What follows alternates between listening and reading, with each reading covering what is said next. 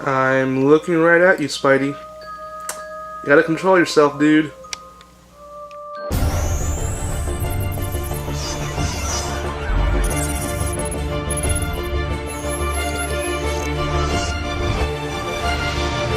Welcome once again to the Master Reviews. As you can see, we're getting very close to Halloween. Personally, my favorite time of the year. And, I have no clue how to put up spiderweb. Spidey here was helping me out. Spidey, I've expected better from you. Anyway, today we're reviewing a 1968 classic, Night of the Living Dead.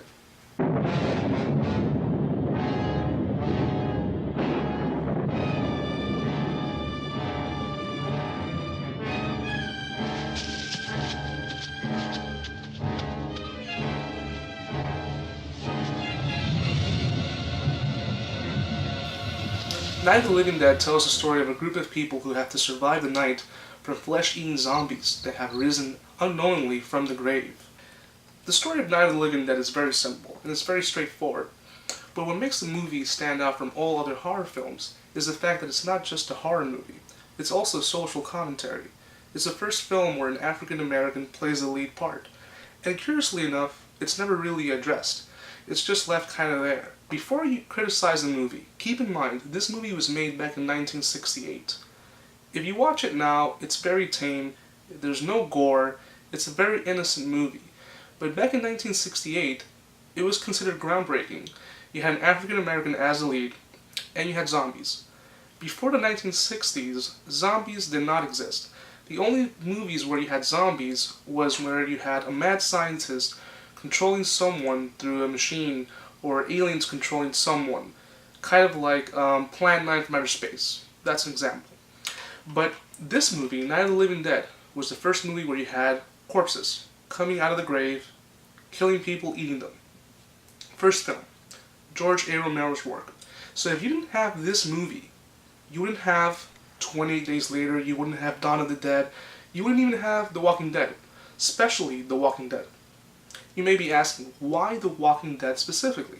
Well, keep in mind, The Walking Dead, if you've seen the show, it's mostly human interaction. It's mostly dialogue. Yes, there's zombies out there killing people, but a lot of it's the human conflict side, which is borrowed a lot from George A. Romero's work. In Night of the Living Dead, it's mostly the people inside the house, trying to survive, and trying to decide who stays upstairs, who stays in the cellar. That was a conflict in Night of the Living Dead. If you've never seen it, I'll explain it to you. In the movie, the main character wants everybody to stay upstairs. And then you have the antagonist who wants everybody to go down to the cellar, thinking that's the most safest place.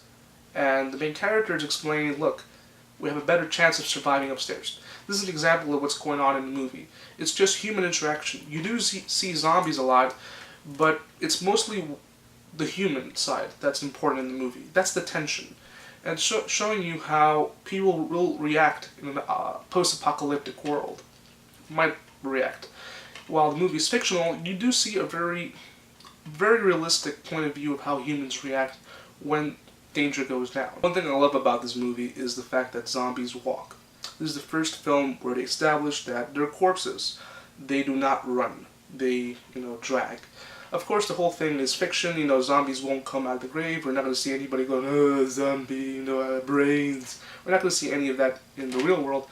But I like the fact that they walk. Zombies should always walk. An exception of movies where you have an infection, like 28 Days Later, where they're not really zombies, they're people who are infected. But anyway, that's for a separate review. So, this movie, I give it an A+. It's a classic. What makes the movie so special, like I said, is that it's not just a horror movie, it's a social commentary. The cinematography is amazing. The writing by John Russo is also very, very good. The acting, of course, is not the best. Most of these people had never acted before. They were just a group of friends who sat down and decided to make a movie on a small, shoestring budget. But it worked, and it still stands out, and it's still considered a classic to many. I personally consider it one of the 20 best horror films of all time. Now, if you want to own this movie, I have a surprise for you. Chances are you already own this movie. If by any chance you own any multi-packs, like these, 50 Fright Classics, 10 Midnight Horror Collection, the Zombie Collection, or Horror Classics, you own Night of the Living Dead. And the reason for that is the movie's in public domain.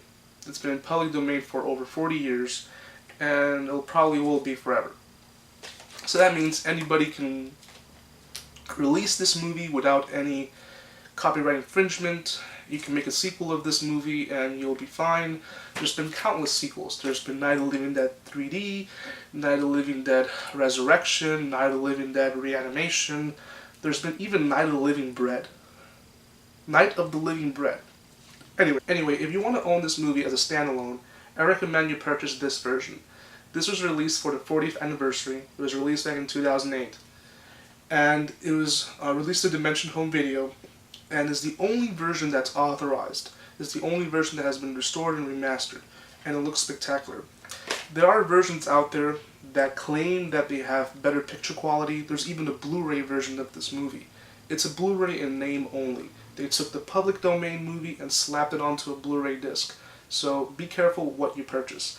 There's also a 3D version. There's two 3D versions. There's a remake which was made in 3D, and there's also a 3D version of the 1968 movie. Stay away from it. It's not authorized. Someone in the room, in their laptop, decided to make this movie in 3D, and it's not worth watching at all. It's the most stupidest idea I've ever seen. Also, there is a colorized version, which is this one. Now, there are various colorized versions out there. There's one which is the most popular. It's a version that was released in the 80s, and it has terrible color timing. Everyone looks horrible. The colors are just really bad. The contrast is super high, and the colors on the clothing just doesn't really look that good. The only version that's in color that's worth owning is this one. This was released back in 2004. It has a 5.1 surround sound remix, and it also has DTS 5.1 surround sound, and it has the perfect color timing and the perfect color contrast. There are a lot of blotches and mistakes around here and there, but for the most part it's the best version that looks decent in color. That's if you want to watch it in color. Personally, I think the color retracts from the overall feel of the film. I think this movie should be viewed only in black and white, but if you really are curious to see it, then buy it, because it not only contains the color version, it also has a black and white version. And it also has a riff track commentary, which is pretty funny. So those are the two versions I recommend. And if you're into collecting, I also have the movie on tape. This is how I originally saw it as a kid. This is a Blockbuster Classic VHS. Also, stay very, very far away from this 30th anniversary. For the 30th anniversary, some idiot thought that it was a good idea to go back and shoot scenes for the movie. These aren't scenes that they didn't get a chance to shoot. They just decided to add more stuff for the hell of it, being that it's public domain. And supposedly, one of the writers, I think it was either Russ Streiner or John Russo, thought it was a good idea. I don't know why. But they added more gore, more corpses, and they added a new intro where they show you how the zombie at the beginning of the grave, how he got there. It's unnecessary stuff, but they shot it anyway. And here's the thing, the zombie at the beginning of the film, he's skinny, he's kind of young looking, and they went back and shot stuff 30 years later. So he looks completely different, and they didn't even try. The picture quality is clean and pristine, and then the 60s version of the film hasn't been cleaned up. They didn't even bother. So it's not worth it. They also added a scene with a priest who is just blabbering this bunch of bullshit that I don't even remember. It was really ridiculous. It's not worth it. And even though it contains also the original 68 version on a DVD, I wouldn't purchase it. I just have it because I'm a collector, and I used to love double dipping on movies, not anymore so much. But anyway, this movie is a classic. It's worth owning. If you're building up a horror collection, you should definitely get it. It's one of those movies that it has aged very well. You know, it has a certain magic to it. So anyway, I hope you enjoyed this review. I will be continuing the George A. Romero zombie reviews with Dawn of the Dead, the 1978 sequel.